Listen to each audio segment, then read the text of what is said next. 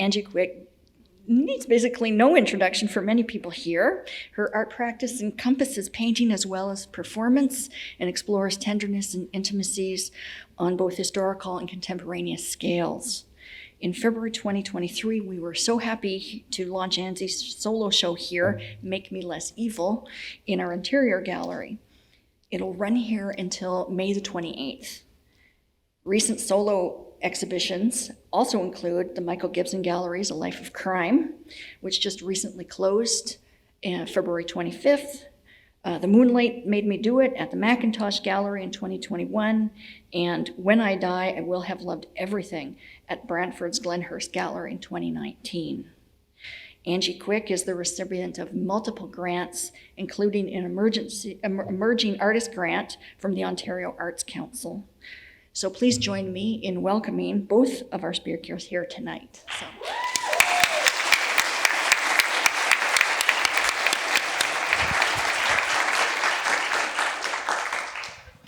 Are you ready? Yeah, I'm so ready. Okay.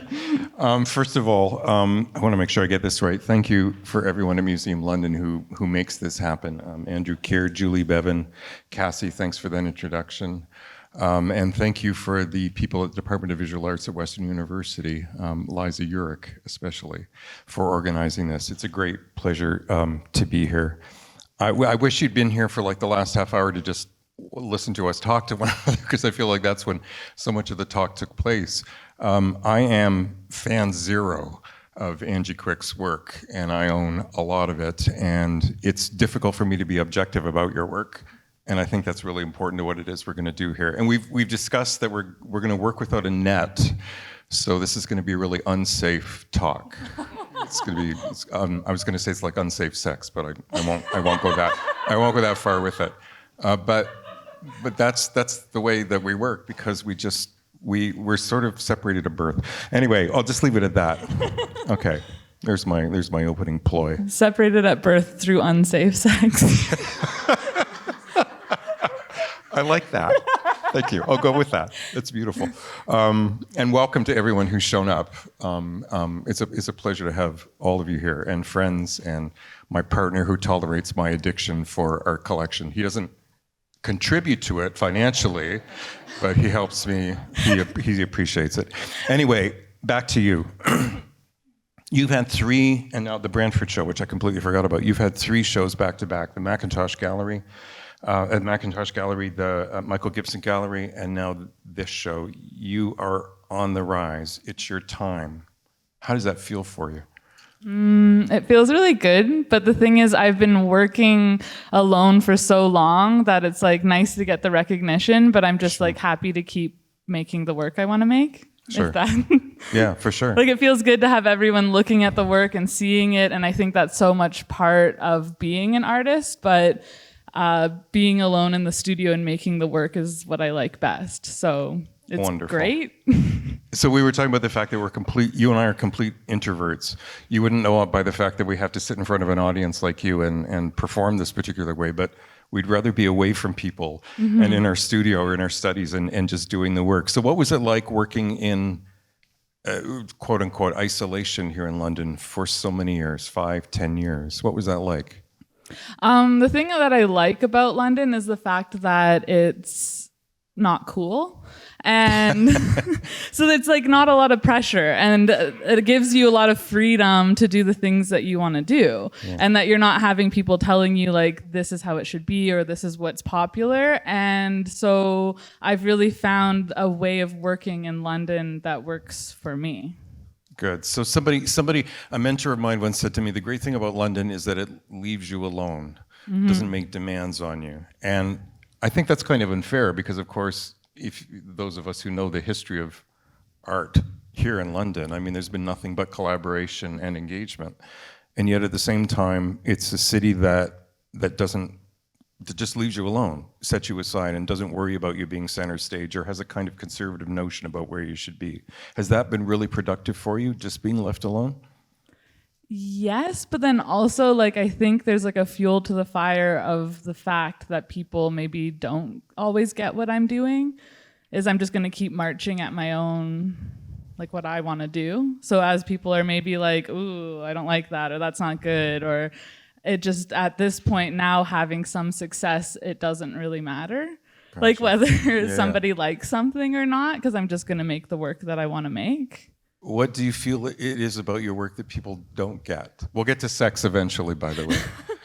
I feel like they probably do get a lot of it, and I think that it's more that it maybe brings something up that doesn't. It's like, I think somebody once described my work as something where like you look at it and then you like look away and then you look at it and then you kind of, yeah.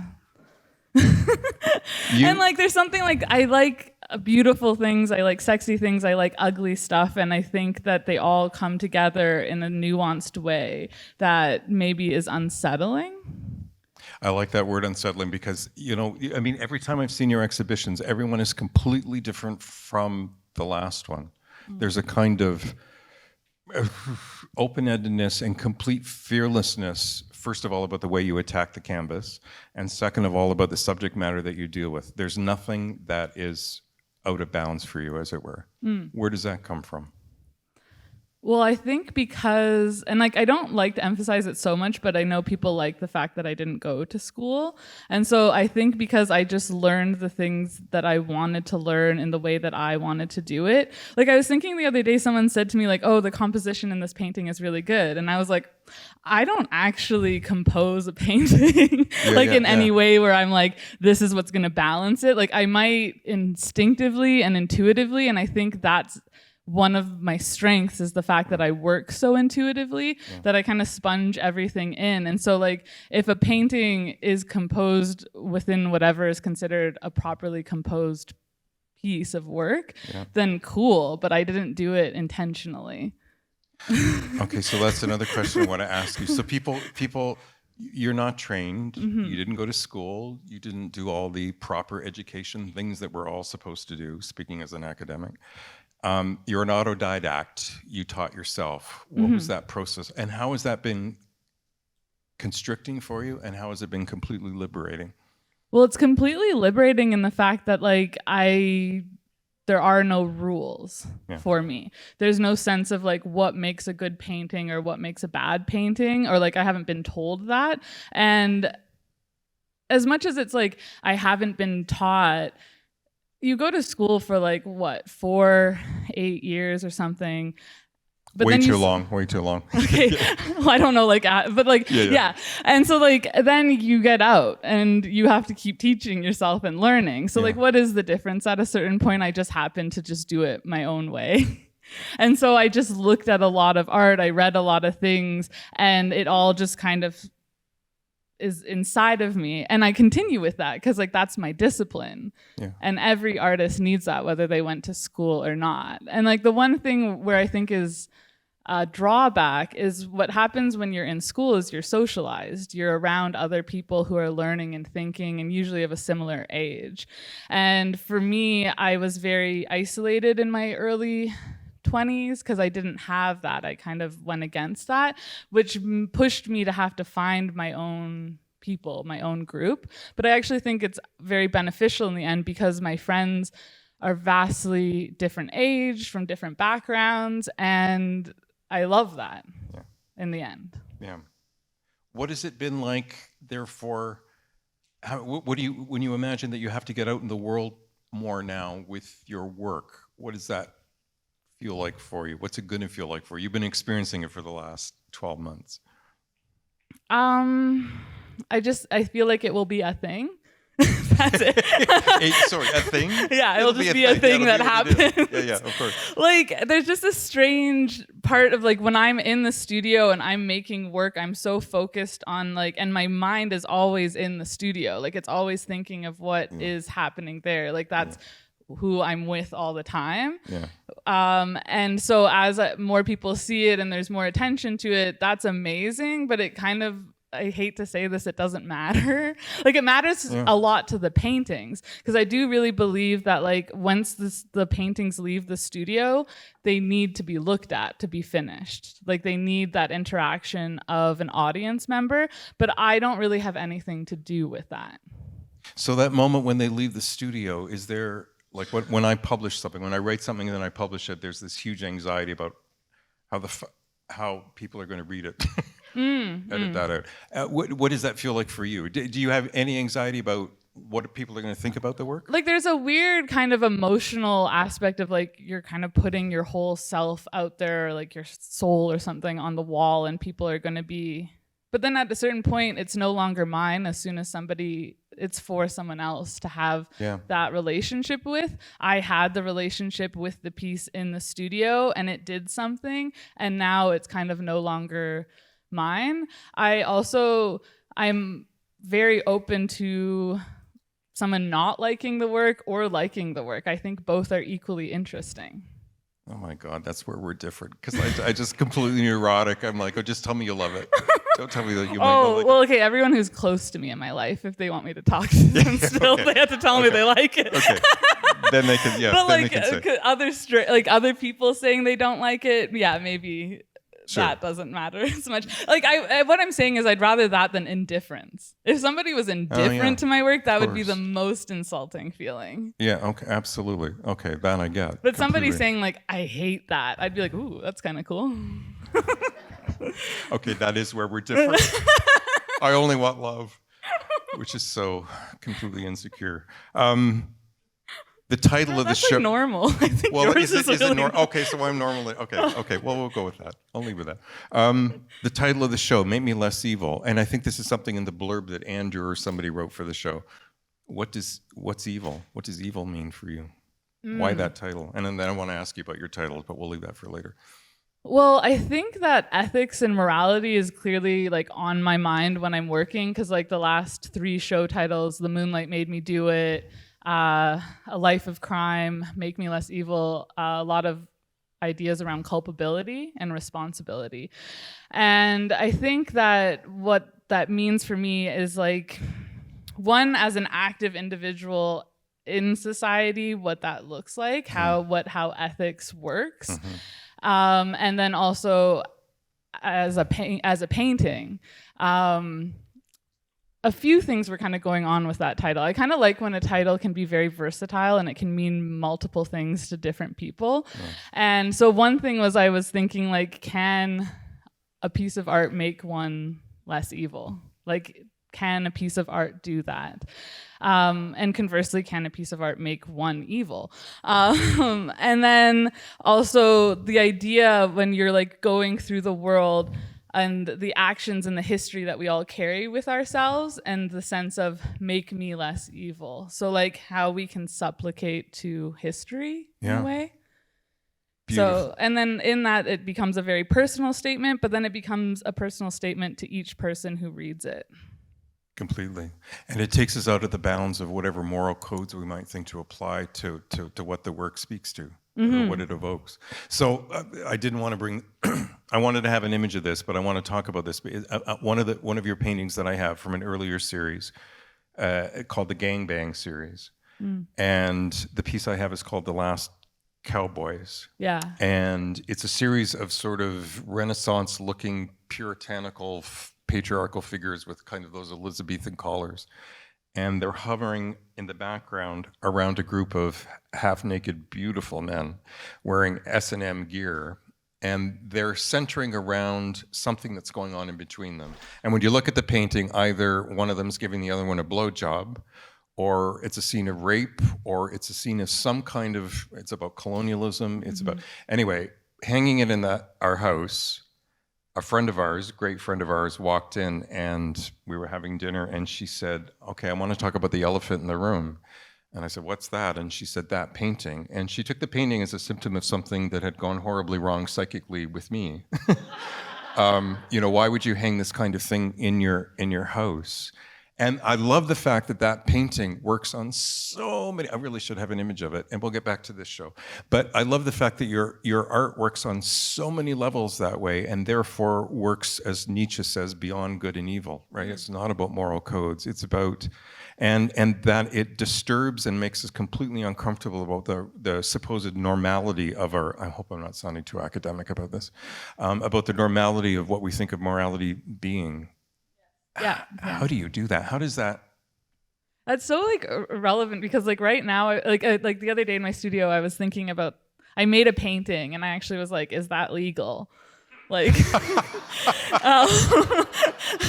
Which one? Oh, the one you're working on. yeah, One you're working on like now. I was working on one and then I thought, no, like the canvas exists as an amoral space. Oh, I love that. And I think that that's what art, like one of the reasons and functions of art is for a space that can be amoral. It's not that I am promoting violence or any kind of, but it's somewhere to be, things can be questioned and philosophized and thought about. A painting can't hurt somebody. And so I think it's like a very beautiful space for ugliness and gorgeousness to kind of come together. So it's a safe, unsafe space. Yeah, there is like, I understand that like not everyone maybe wants to look at the work, but you can then choose to look away. But I think it's important to have those spaces where that kind of dialogue can exist. Especially in like the age that we live in now, where so much is policed and measured and canceled and things like that. I think painting and to really, and art in itself, to really fight for that as a ground where those kinds of dialogues can happen that are uncomfortable. Hallelujah. Thank you for saying that. And especially, I mean, art always does that when it's most powerful. Mm-hmm. When I think it's most powerful, when we all think it's most powerful, but especially at this moment in time, it's so necessary. And it's so uncomfortable to have those conversations about it. Mm-hmm. And that's why I say, like, I don't mind when somebody doesn't like the work or likes it, or even with your anecdote of the person saying that you've like lost your mind for liking that painting. I like that though. Like, I like that kind of conversation can occur because that's what art should do. It should have those kind of like very visceral emotions and feelings. Okay, so let me go to this painting, which I'm very thankful we have up here. So this is the opening painting for the show, in case you haven't gone upstairs to see the show. This is where you enter into, and it's you on a couch. Mm-hmm. And it has a kind of bodily frankness and openness. Why did you choose that? So that's the last painting I made for the whole show. Okay. And I kind of, I was like, I don't always like name a painting after the show or have a painting for the show title, but I thought this is so perfect because it has the reflective or reflexiveness of the title, and then I'm present in it. I haven't I think maybe 2 years ago I did a self-portrait, and then this would be the first self-portrait I've done in a very long time, other than the little small one I did. And it kind of came about in like a weird way where like somebody walked in on me napping in the studio, and I felt very violated almost because I was like, this is like napping. Like that's a very personal space is sleeping. Yeah. But then I started making the painting and I was like, no, there's something so gorgeous about me reclaiming this moment of this. This is my first studio couch that I got this like a year ago for this new studio I have, and I love this couch. I cry on it, I sleep on it, I do lots of things on that couch, and that's what I wear when I'm in the studio in the summer painting. And I just loved this very tender moment of me. And when I showed this painting to my mom, she said that you look like the little kid self. It's you as a kid. That's the thing, you're completely adolescent and completely adult at the same time, and it's sexual and sexualized and completely not that. And as you say, it's a moment of violation and voyeurism, which I love as making a painting and presenting it then to my viewers. I love that. I love that. Yeah, that's so powerful in your work. And then across from that, and I remember when you showed me this piece in your studio, you on rolled the floor. it out. I rolled it out. Yeah. The internet is for sex and kittens. Yeah, the internet was made for sex and cats. Was made for sex and cats. Pardon me, kittens. Yeah. Kittens is cute. Kittens is cuter. Yeah. What is it about working on that? I'd never seen you work on that epic scale before, and there's something libidinal and visceral about just the expanse of it. And it has social commentary, it has sexuality, it has so many things going on simultaneously. What was involved in producing that piece? So it's actually interesting how like it's hanging in the show, because this being the last painting, that big one was the first big one that kind of consolidated in my mind where the show and what it was going to look like. And I can't really remember why I decided to stretch 15 feet of canvas onto the wall in my studio, but I was feeling very inspired, and I think I had this idea of almost a scroll-like thing of how a narrative could move, and the body would move with the painting because it's so long. But that painting stayed up in the studio for a couple months, and it was very hideous to me for quite a while. Like, it wasn't done yet. It was like the process of it happening. And then I had a moment where suddenly it just all came together very, very fast. And the painting started moving in a way that I was like, oh, this is capturing exactly what I'm thinking and feeling. And a lot of the stuff I was looking at for the show were like battle scene paintings, but then also like garbage heaps and like those and landscapes, and I was thinking very apocalyptic settings, and that painting is what kind of came out of all of that. And I love the way you collapse like epic scale and the high art ethos that artists are supposed to reach for at some level, and the completely mundane and the everyday, and you collapse those two things together. Yes. And that's obviously quite intentional on your part. And that's like a quintessential description of me. Say more about that. Like, I love the very I love thinking of things in like the mystical and the bigger picture, but then I also love the really like earthy, sullied, gossipy, garbage nature of being human, and like all of that condensed coming together. And I think like that's how I live my life. That's like work that I make. God, I love that. That's amazing. Thank you. So you have to pardon me for being momentarily sound like an academic. I was going to say a fucking academic, an academic. So Freud talks about sexuality, and for Freud, sexuality isn't just about penises and vaginas, although it is about that. It's about the way in which the body interacts with the world. We're fundamentally sexual beings, and our sexuality is how we socially construct ourselves in terms of how our bodies interact with the world. So this is a really basic question, and it's an obvious question to ask, but I want to ask it anyway. Sex and sexuality are such a huge part of your idiom and what it is that you do. How does that play itself out for you? I think it's like the most base and obvious thing of what we are. We all come from sex, whether we crave it or not. It exists all around us. It's the most animalistic, most not even humanizing. We try to humanize it, but it's animalistic at its very base level. And I think that that's like how I look at people. Like, I see us as these versions and outpourings of desire and what that may look like. Like, I got one of the best compliments I got was at the Michael Gibson Life of Crime show. Someone came up to me and told me my work is horny. And I just thought, oh, that's the best. I love that word. Me too. I love that word. I'm so obsessed with it now. And I'm just like, yes, my work is horny. And I was thinking of like what horniness means though. And horniness, whether it is actually like a sexual desire, it is also like a purpose in living. And I'm thinking of this outside of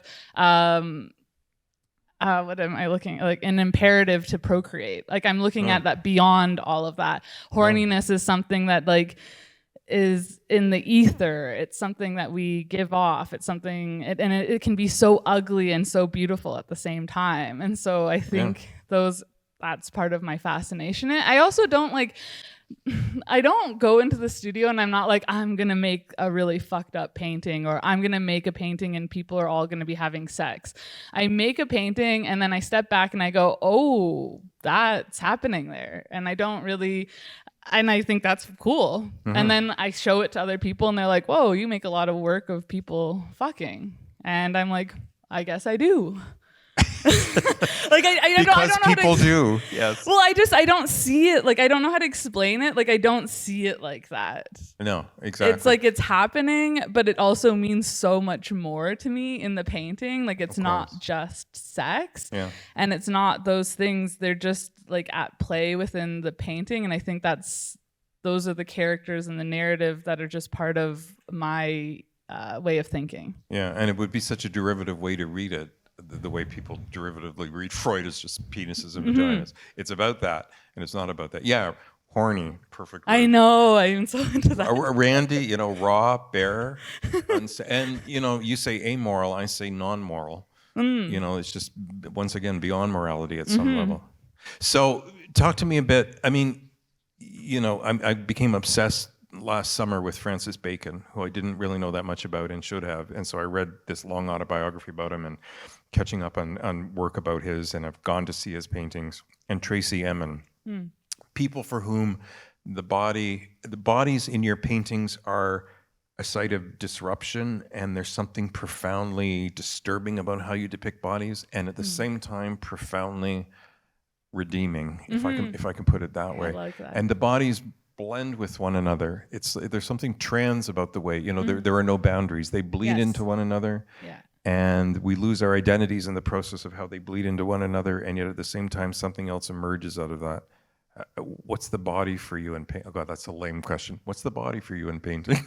Exactly what you just said. No. What I just said, okay, yeah. No, but it is like the body holds so much in the sense of like identity, who we are, what we are when we go through the world. Like, I've been asked, like, why is, like, there's not a lot of clothing in my paintings. Most people are naked in it. And I like it because there's a timelessness then to it, because it's not necessarily the us of now and like 100 years ago, those things can be still coalescing. Yeah. Like, I really love Anne Carson, the writer, and I love her because she is a classicist, but she takes things from like a Greek tragedy, and we are the Greek tragedy.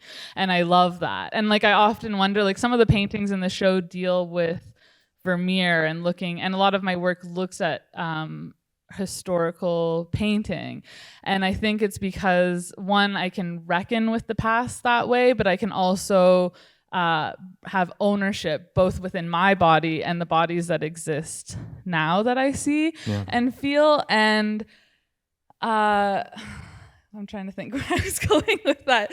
And I think that what's important within my representation of the body is that it is that fluidity, is that something new is born from it, that somebody can look at that and that there's something that exists that isn't then, isn't now, but could be. Yeah. And our bodies are never just this self-contained thing, of course. I live with a nurse, so I hear other nurses, I hear the horror stories of what actually happens at a hospital and how bodies bleed into one another and the interior of the body and how it's so disturbing, so forth. But it's also psychological. It's, we're touching one another right now, even though we're not physically touching. There's so many ways in which we just blend into one another, and your canvases represent that at a really, really profound level. And as I say, the word for me is trans, that bodies are this kind of transitional space, always in your paintings. Yeah. I had said I did this double header talk from the Gibson Gallery to here, and I was talking about how there's so many butts in the paint in this body of work, and I said that the butt is like the non-gender hero. Because say that again. The butt is the non-gendered hero. Someone asked her about that in the Q&A afterwards. Yeah, I love that. Yeah, and I was like, yeah, like absolutely. And I love, like, I think I have a butt obsession, and I think that's one of the reasons is because like we all have butts, and then butts are also can be sexualized, but then are also so base and earthy, and like it's great. In my culture, it's a hugely problematic site in terms of how culture perceives it, right? Yeah. It's all about sodomy. It's all about, And it's this completely, once again, non-moral space. Mm-hmm. You put something into it or you don't. Yeah. And it has a lot of different uses, and it should just be that. Yeah. Okay, good. We'll leave that aside for now. We'll leave that aside for now. What is it about? Who are your reference points? So you talk about I love the fact Vermeer, who I would not have thought as a reference point. I was thinking of the Baroque, or later on Goya and his black paintings. Yeah, I really like Goya. Yeah. Well, it's interesting because so you had said Francis Bacon, and I really loved Francis Bacon when I was younger, and I read the interviews with David Sylvester, I think it is. Yeah, and those were great and very influential to like how I work now. But I don't actually look at a lot of Francis Bacon anymore. Like I don't have him in the studio with me. Yeah. Like people I have in the studio with me are like Tracy Emin, Salman Tour, and then like Vermeer and Goya, Michael Borman and things like that. And like it's like a lot of different stuff that I'm looking at contemporary work, but then I'm looking at a lot of classic work. Like Vermeer, and I've said this before, so sorry if it's boring to anyone who's heard it, but I got really into Vermeer during the lockdowns because Vermeer represents all these like women in rooms alone reading a letter. And it made me just think of us alone in our rooms looking at our phones, and it resonated with me. Yes. Just people in enclosed spaces dealing with their everyday lives. Yes. And responding to the space around them. Mm-hmm. And there's something romantic, and I liked taking ownership of those spaces through my own view of life, kind of like taking from Vermeer.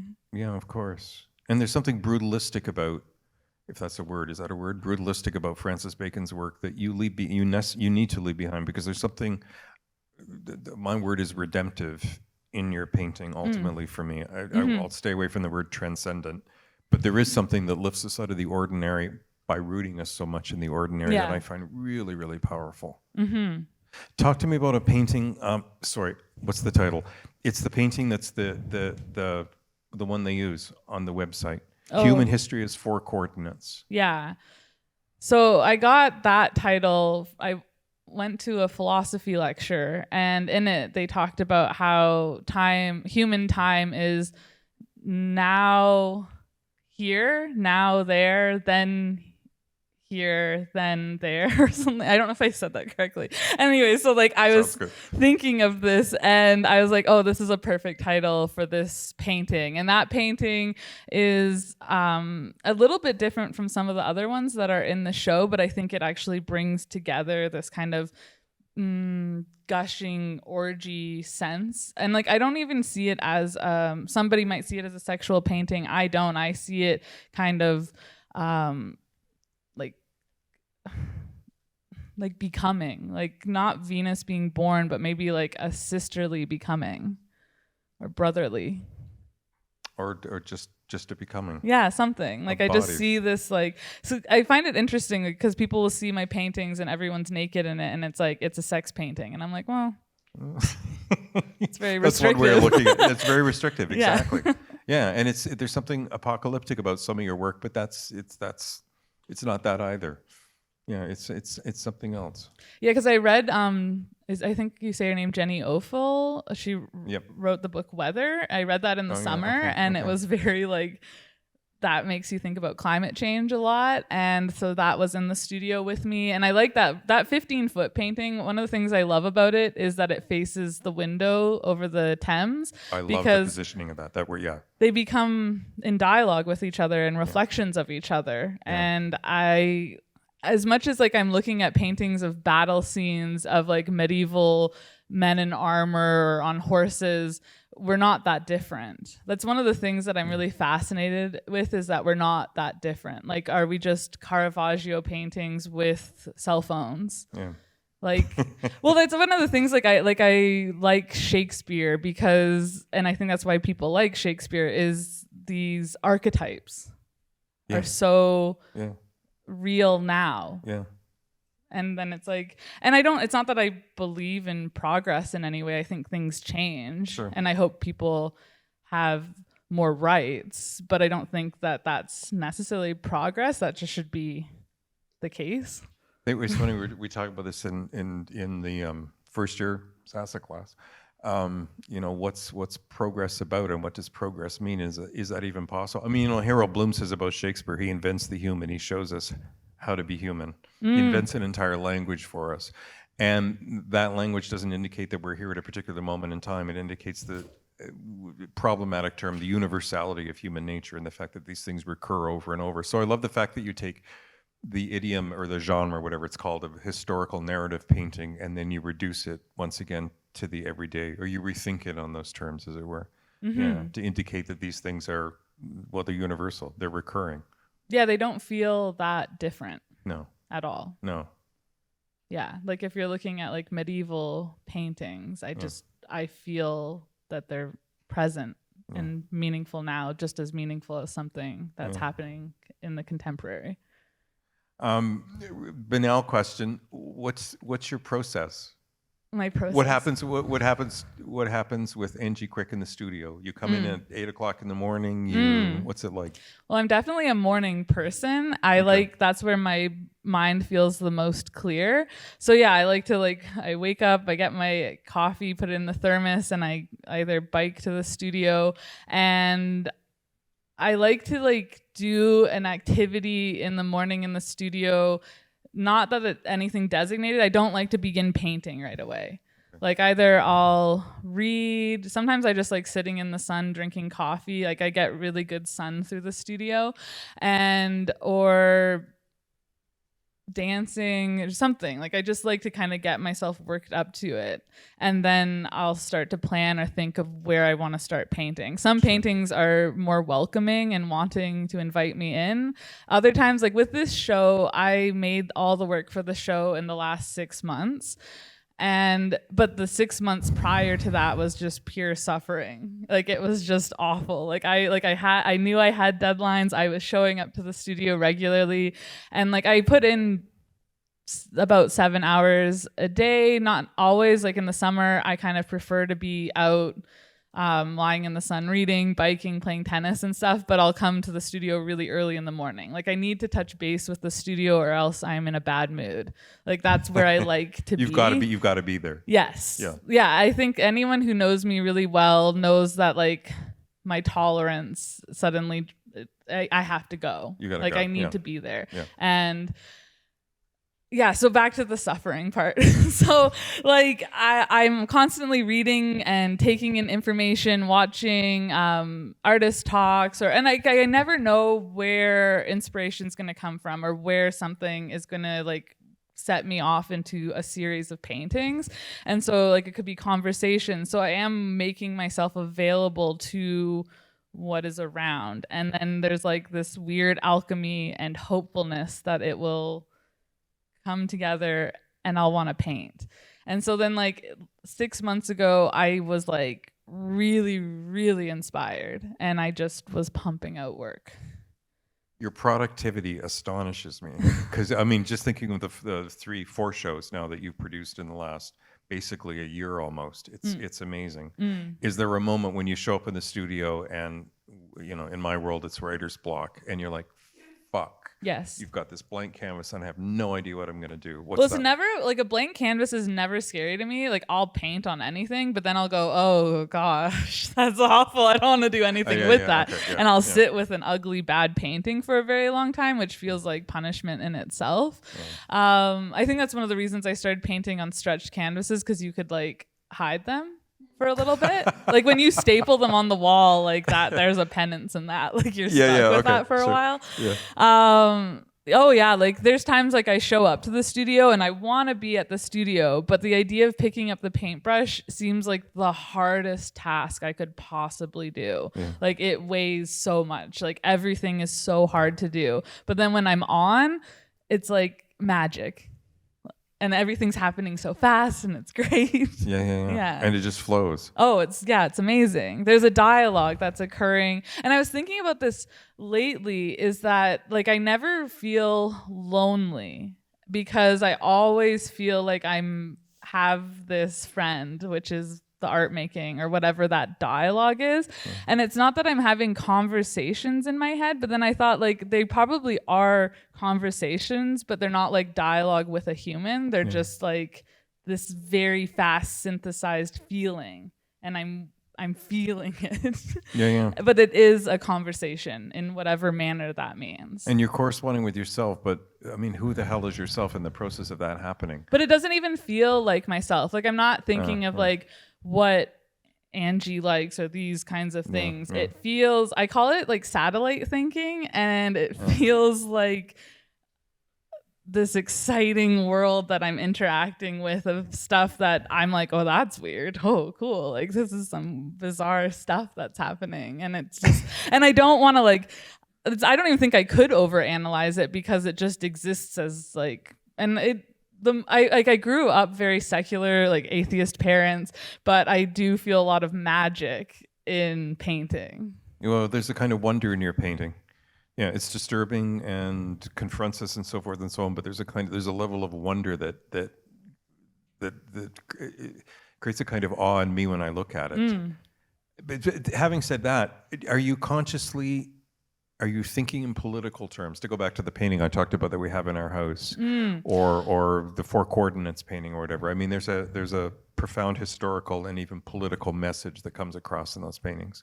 Well, like as an individual, like I live my life through my politics, and I think about politics a lot within my life. And of course that is embodied within me. But I do, and this might be a contentious point, when I go into the studio, I don't want to actively think about my politics because again, this comes back to the idea of the canvas being amoral. I want a conversation to happen that's something that could both surprise me and surprise someone else, and could be something that makes, well, actually one of the bases for making a painting that I consider good for me is that it makes me uncomfortable. And like uncomfortable in the sense where I finish the painting and I go, ooh, and then I have to think about it. And it doesn't feel like it's a reflection of me, like I'm a bad person because I painted that painting. I'm like, oh, well, something's happening there. Have there been moments when you look at it and you think that it's so ugly, it's so reprehensible that you don't want to release it? Okay, so there's a difference between, so there's paintings where I'm like, ooh, that has no life. It's so stiff. That's a bad painting. Yeah. That will never see, no one sees that. Yeah. But then there's paintings, and that's what I'm leaning a lot more into with my work. And that was in this series, this body of work especially, is, and I called it my mud years because it's work that I went, oh, that's ugly. And then I was like, that's ugly. And I thought, ugly's good. Ugly's always good. Yeah. Exactly. And I remember I finished it. It was actually that diptych that's up there. I can't think. Saved. And I finished that painting and I was like, but I didn't want to touch it. That's usually when I know that a painting's done, is like the idea of touching it is like death to me. And so then I remember it was the summer and I think I biked to my parents' house and I showed it to my mom and she liked it. And I thought, okay. She was okay with it. We talked about it and I talked to her about how it was ugly to me, and it was just like having the conversation about it. I was like, oh, okay, yeah. So like a part of me is like the painting's done, but there's sometimes a part of me that's kind of like squeamish and like, oh. Yeah. I took our students to the Stories We Tell Ourselves, which was an exhibition that Helen in the front row here organized, curated, put together at McIntosh Gallery. No, you didn't, but you were instrumental in bringing it to the McIntosh Gallery. Yes, thank you. And it was, and all of the students, many of whom had never been to the gallery before, looked at the show and said, it's not aesthetically pleasing. It doesn't work by standards of beauty, so forth and so on. So this is where the issue of ugliness intrigues me, because it's implicitly politically disturbing. The minute you take something out of the realm of what we think is aesthetically beautiful, you're automatically agitating the audience into something else. And that's successful art to me, is things that are pushing paradigms, because our idea of what is beautiful is upholding so much of putting other people off to the side or down. And so all of that has to be renegotiated. So when something's ugly, like that term I'm using very loosely, like, is it even actually ugly? Exactly. Like what we think, it goes back to when I was saying I don't know how to actually compose a painting properly. Like who cares? Yeah. Because that's just one person said that's how that's supposed to be done. And like, to me, those are limiting factors, not just in art, but in like how we live our lives. And it corresponds to how we think of bodies. Mm-hmm. And bodies are supposed to be in society, as it were. Mm-hmm. Yeah. Absolutely. What is it about? I love the small pieces in the show. Are they just studies for something larger, or what are you working with when you're working on that much smaller scale?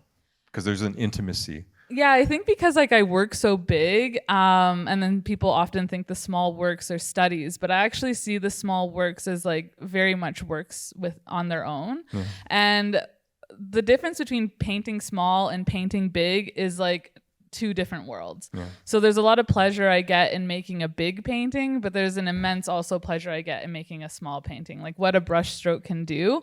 And I just think there's a different, I don't want to say narrative, but there's a different dialogue that can happen in a small painting. Like a big painting is on the wall, it's full body, I'm moving with it. But a small painting, I often work on actually like lying down, like it's lying down and I'm working on it.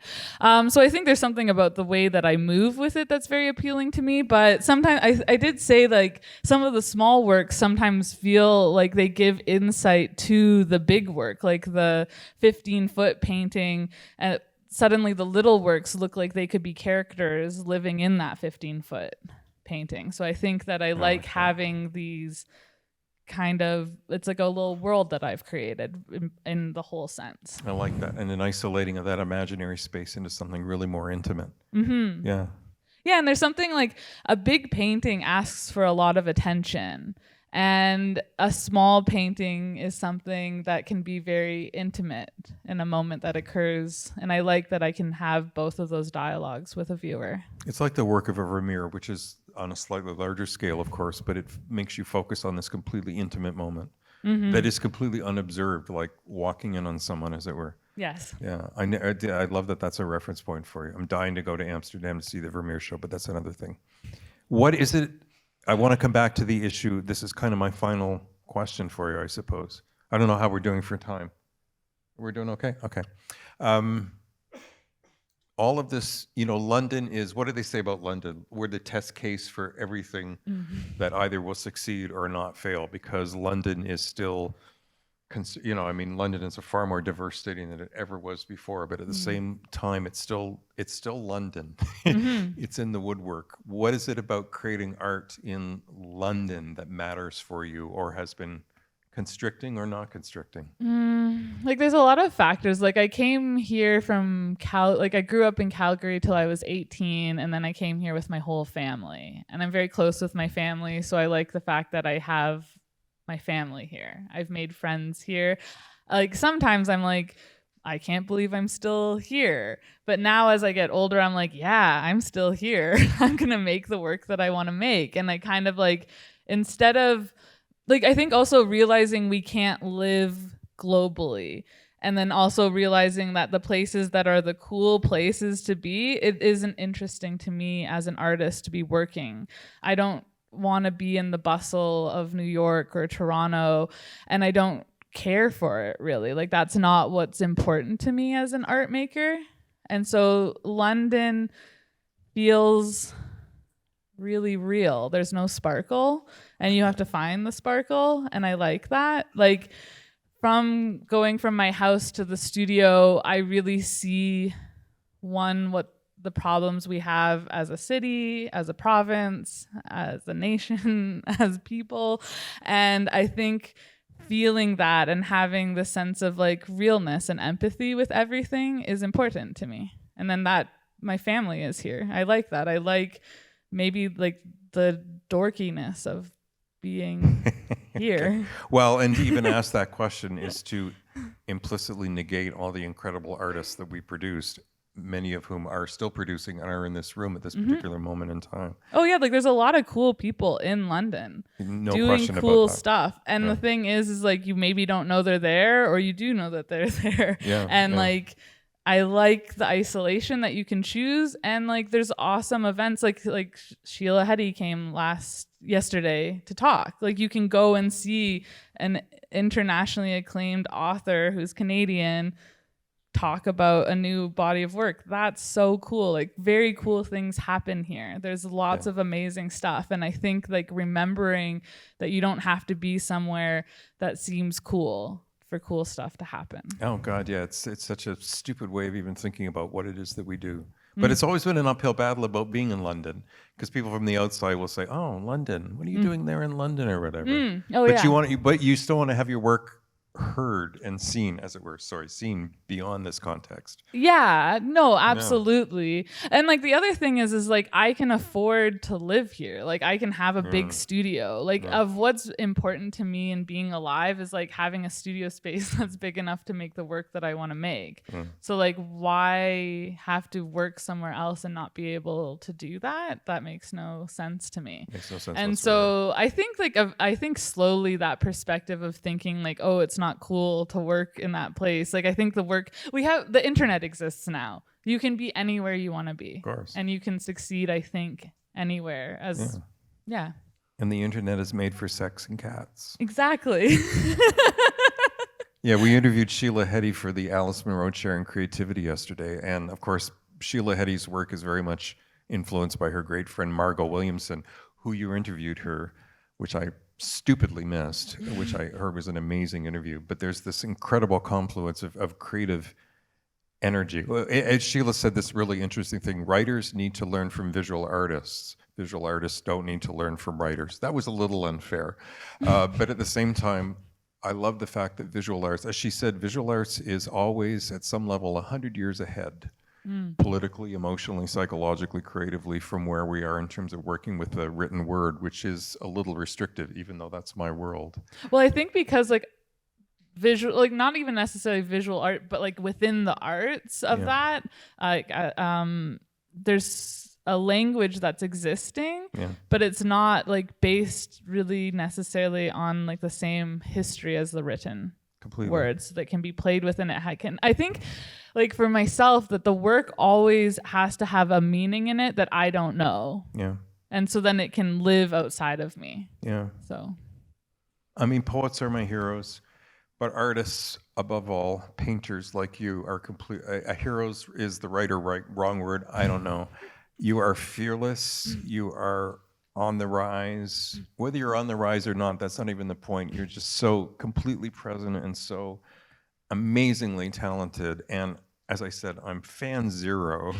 So just keep doing what it is that you're doing. I've got no more questions. I feel like there's so many other things I should be asking you, but I know the audience probably has a lot of questions they want to ask you. It was great. You did a great. Well, no. Yeah. I wore this shirt in your honor. Thank you for just being you. That sounds so lame, but no, I love it. Thank you. Okay. Please.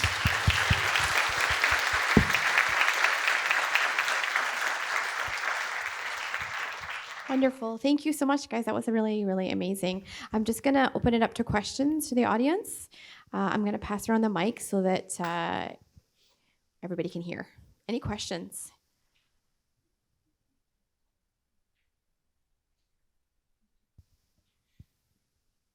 I have a feeling she'll take any questions. Mitra.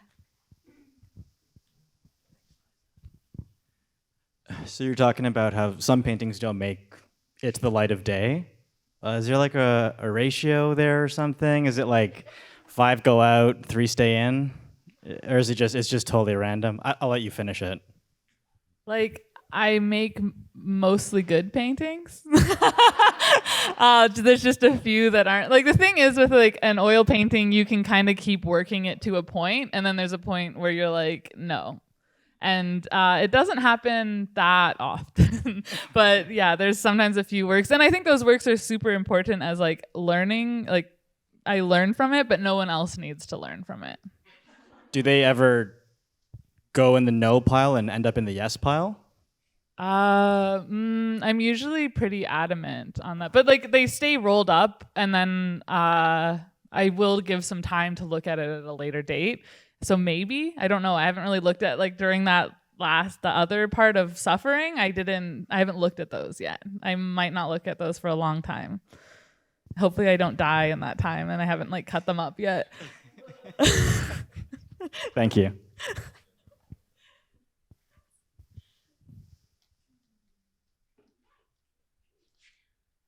Oh, on the other side. I'm going to go here first, and then I'll come over there.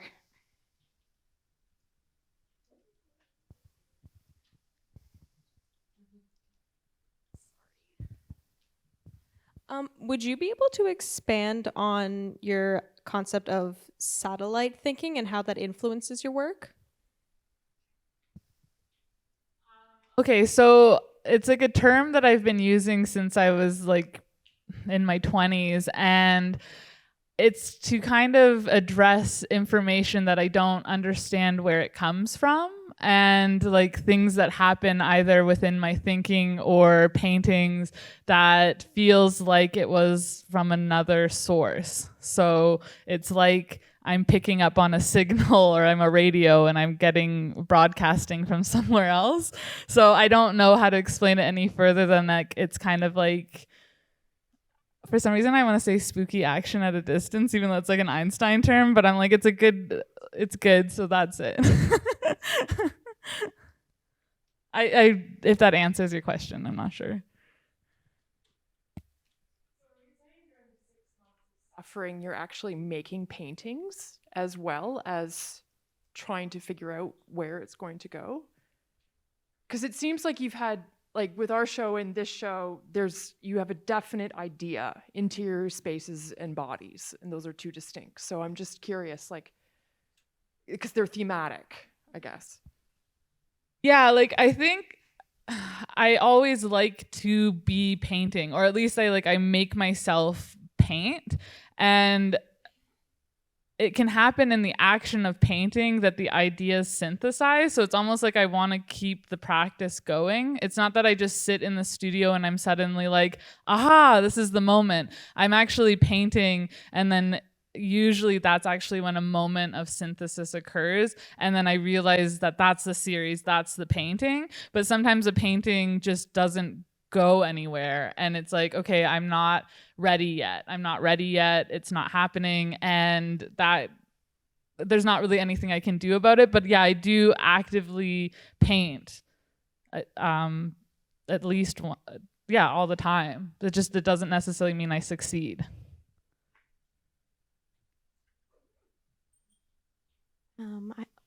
I have a potentially unfair question, but knowing how many shows you've had recently, I'm just also wondering, like, what's on the horizon? What are you working towards now?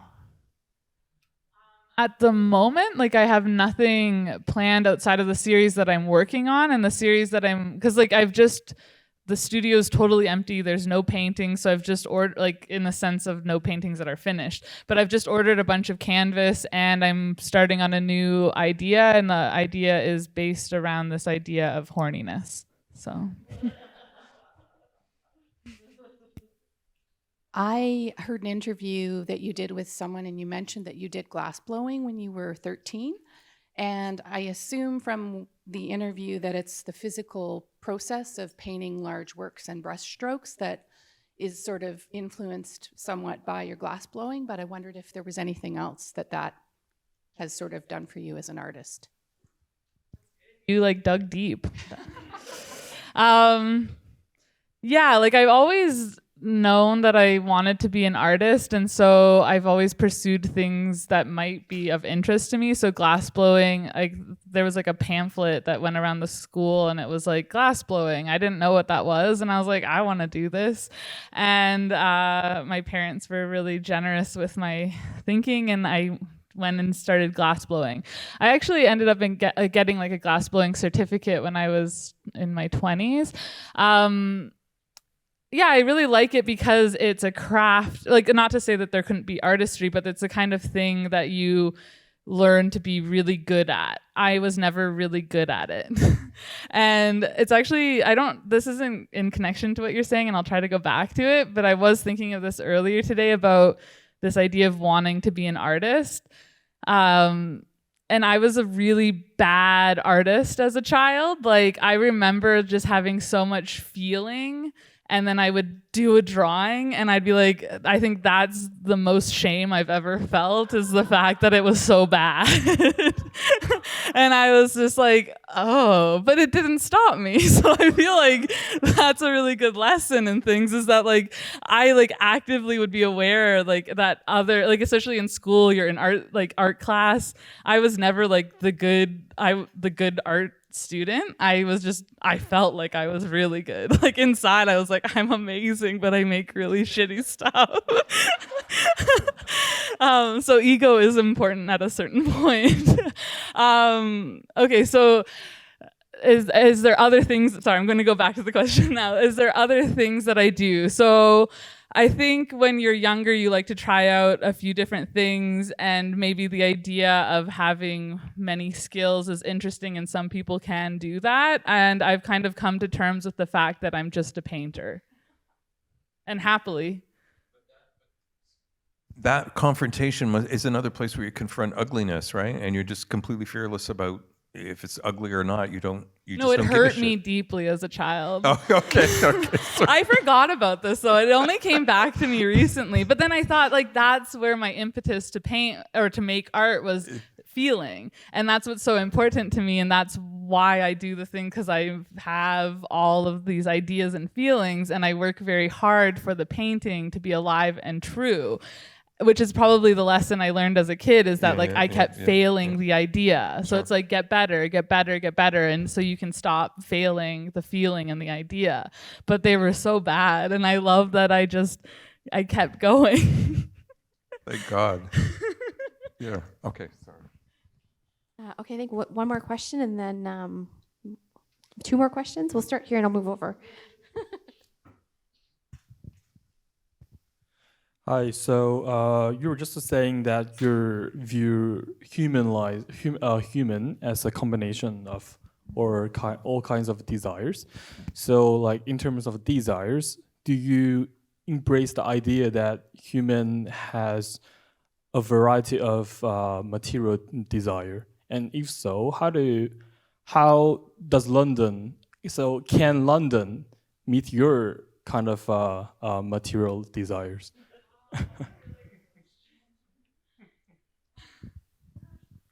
I know, like, I'm not single, but I know it's a hard dating market. So maybe for others, not so much in that sense.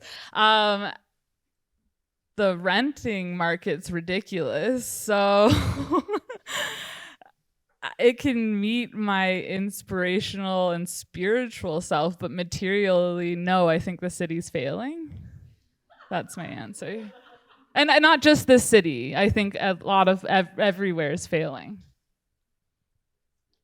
That's pretty succinct. Thank you for the great conversation, Angie. I'm a new fan of your work and have purchased a piece recently from the Michael Gibson Gallery. And I was really curious. And actually, your painting is the first thing that we see when we wake up in the morning. So it's really exciting. I, too, can make the sun rise. And the question that I had, though, concerns your comment about politics. And you talked about that's kind of separate from your work. And I wonder if you could expand on that a little bit, because when I look at your work, I see very political and in a really good way. I just wonder if you could expand on that a bit. Yeah, so I think it's maybe a bit idealistic for me to think that none of my politics bleeds into the work, but I think that my main goal is the idea that I could be challenged as I am in my everyday life politically. I can be challenged in the canvas in the sense where I can maybe look at ideas that make me uncomfortable and that maybe don't align with my actual personal politics. And as much as I say that, I think that's more about me in the studio working and the hope that the paintings can actually speak to many different kinds of people. But ultimately, yes, the work does push an agenda, whether I like it or not. Hi, so I am a poet myself. And since I see that you are poetry too, if I'm not mistaken, and in my case, art really takes a long way in my poetry. I am really curious to know how your own art and poetry conflate in your very own case. Yeah, so I used to write lots of poetry, and now I just write titles. So, but the thing is with that is language is so important to me. So I have a notebook and I write down lines that I think while I'm painting or things that people say to me. And but now I don't write the poems. I actually just have bullet points, and that those are all future titles. And I no longer... I love poetry. Poetry is one of my biggest influences in how I work, or of inspiration of thinking. But I don't have any desire to write poetry anymore. I used to just it was an impulse, and it felt like I couldn't stop myself but write poetry. And I think at some point, and that's what I was saying before, is I'm a painter, and I just paint and have great titles. All right. Okay. I think we'll wrap it up there. Just thank you again so much for spending the time with us and talking about your work.